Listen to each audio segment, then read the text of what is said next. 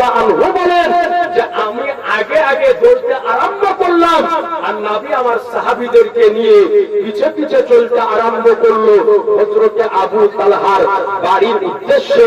এ আজিজান মুহতারাম, আজকে আপনার নিকটে জানতে চাই, আচ্ছা বলেন তো যে আবু তালহার বাড়িতে এই কয়টা রুটি ছাড়া যে আর দ্বিতীয় কোনো খাবার নাই, এই কথাটা নবী আমার জানেন না? জানেন না?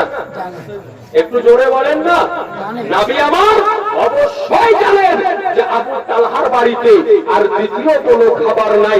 তার কারণ হলো যে নবীকে আমার আল্লাহ এই রকম ভাবে তৈরি করেছেন, নবীর মেধাকে, নবীর চোখকে আল্লাহ রাব্বুল আলামিন এই রকম করেছেন যে নবী আমার এক জায়গাতে বসে সারা জাহানকে, সারা পৃথিবীকে দর্শন করতে পারে।